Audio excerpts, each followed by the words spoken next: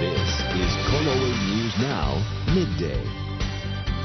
Welcome back, everyone. My guest today is Guarino. He is an expert author, real estate entrepreneur, and he's here to talk about something very important. With 110,000 baby boomers in this country, a lot of us have assisted living on our minds for our parents, and when choosing that for mom or dad, it is key that they are in a safe, clean environment. And you're here to talk about that. You actually own some of these. Yeah, I first heard about this. My mom was 82, and I went to visit her, and I said, "Did you take your medication?" And she said, "I can't remember." Yep. That's when I knew I needed help. She needed help, and that's how I discovered assisted living. Okay, so what are the 3 mistakes that you say people need to avoid when you're choosing? The first one is the Happy Gilmore mistake. Great movie, very funny. Have you seen it? Sure. Good. Ben Stiller. Love Adam Sandler. Wasn't it Adam Sandler? No, it was Ben Stiller. Ben Stiller's the caregiver. Yeah. And Ben Stiller's the caregiver. Right. Is there, and he's taking care of the women in the back, and they're making quilts, but he's really using their labor for cheap labor to sell the quilts out the back door. Now, that's not the point. It highlights the point, which is you need to know what's going on inside the home. Who are the caregivers? What's really happening inside that home, so you know mom is safe and secure.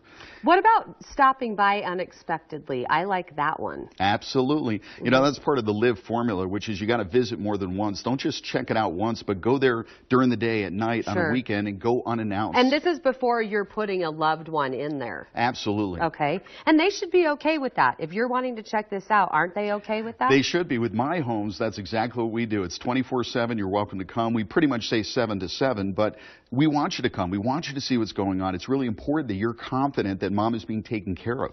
Okay. Bad news bears blunder. Tell me a little bit about that. Sure. It's a team sport, and those kids couldn't win a game until they came together as a team. And taking care of mom and dad is a team sport. So you got to work with the doctors, the nurses, the caregivers. Don't do it on your own. Sometimes there's too many cooks in the kitchen. I've noticed it's great to have one doctor that's the primary care doctor or the geriatrician, because I've seen a few doctors prescribe things to my mom. And I'm like, wait a minute, this interacts with this, and I'm talking to the pharmacist. Wow. So try to get one cook in the kitchen for that. Barbara Streisand syndrome, explain. Her latest movie, Guilt Trip, was all about putting a guilt trip on the kids. When it comes to assisted living, we don't need a guilt trip. We already feel guilty. We already feel like, am I doing the right thing? Am I doing enough? And stop the guilt trip. What mom needs is a safe, secure environment. What mom wants is friends and peers that she can hang out with. And what you and I need is a team so that we can be our part, which is the son or the daughter, the grandson or the granddaughter.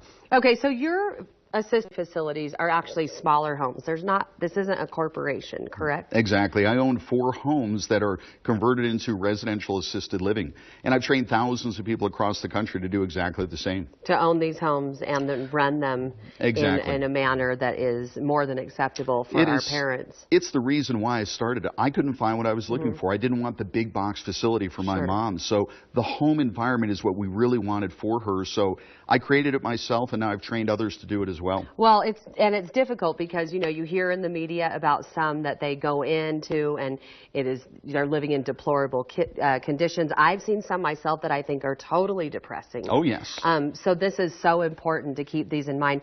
And let me just address that, because that's the difference between institutional and residential. Residential, it's like inviting somebody to your home. You're going to treat them wonderfully like family. But there's got to be different levels of residential. You know, some are better, a lot better than others. True. If you'd like to talk to Gene and pick his brain a little bit more on this, you can get a hold of him at RALacademy.com. RALacademy.com for more tips on this. Gene, pleasure meeting you. Thank you. Pleasure to meet you as well. Thank you for your expert advice. Stay with us. We'll be right back.